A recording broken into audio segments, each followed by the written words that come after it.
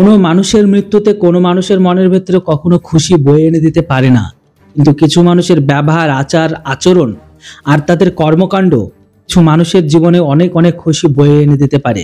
আমি এখানে কার কথা বলছি আশা করি ভিডিও থাম্বনেল দেখে বুঝে গেছেন। হ্যাঁ বন্ধুরা, দেখুন বর্তমান সময়ে পাকিস্তান আর পূর্ব পাকিস্তানের ঘরের ভেতরে যাই কিছু হয়ে যাক না কেন, এদের ক্ষতি আমাদের কাছে ঈদ লাগে। কারণ আমাদের ক্ষতিতে তাদের যদি ঈদ লাগে তাহলে আমাদের কেন লাগবে না? যেটাই হোক, আবারও খবর বেরিয়ে আসছে সেটাই, যেটা নিয়ে সর্বদা তারা বিরোধ করে। সীমান্তে আরও একবার ইসলাম প্রোডাক্ট গ্রহণকারী বাংলাদেশি গুলি করে মারল বিএসএফ। আপনারা শুনে ভাববেন যে বিএসএফ কেন মারল তাদের? যেমনটা আপনারা জানেন ঠিক তেমনটার জন্য, মানে আবারও অবৈধভাবে তারা চোরা কারবারি করতে গিয়ে বিএসএফ এর গুলিতে মারা গেল। ঘটনাটি ঘটে গেছে পঞ্চগড়ের ভিতরগড় সীমান্তে বিএসএফ এর গুলিতে আলামিন নামে একজন ইসলাম প্রোডাক্ট গ্রহণকারী বাংলাদেশি যুবক নিহত হয়েছে।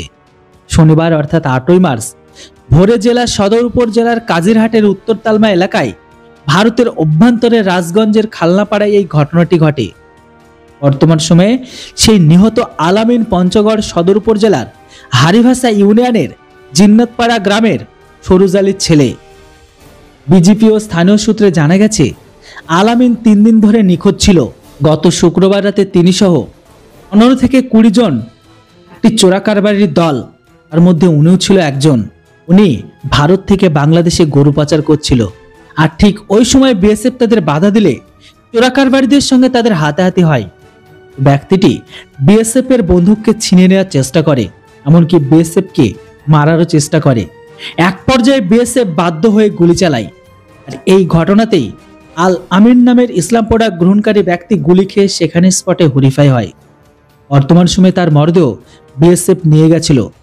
বিজেপি জানিয়েছে আলামিন বাংলাদেশি নাগরিক হলেও চোরাচালানের উদ্দেশ্যে তিনি অধিকাংশ সময় ভারতের সীমান্তের ভেতরেই থাকেন। ছাড়া তিনি বাংলাদেশি ও ভারতীয় চোরা কারবারিদের সঙ্গে যোগসাজশে গরু পাচারে জড়িত। গত শনিবার ভারতের ভেতরে ভাটকাপাড়া নামক স্থানে গরু পাচারের চেষ্টাকালে বিএসএফ এর গুলিতে তিনি নিহত হন।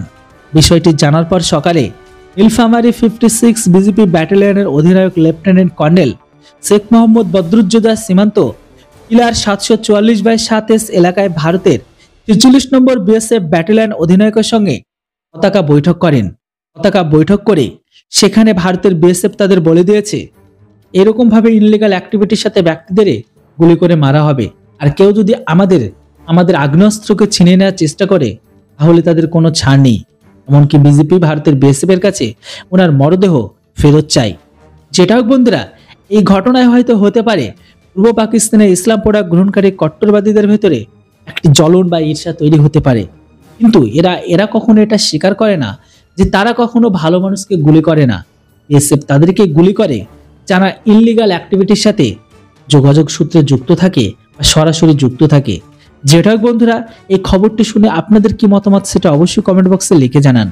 Thanks for watching. জয় হিন্দ, বন্দে মাতরম।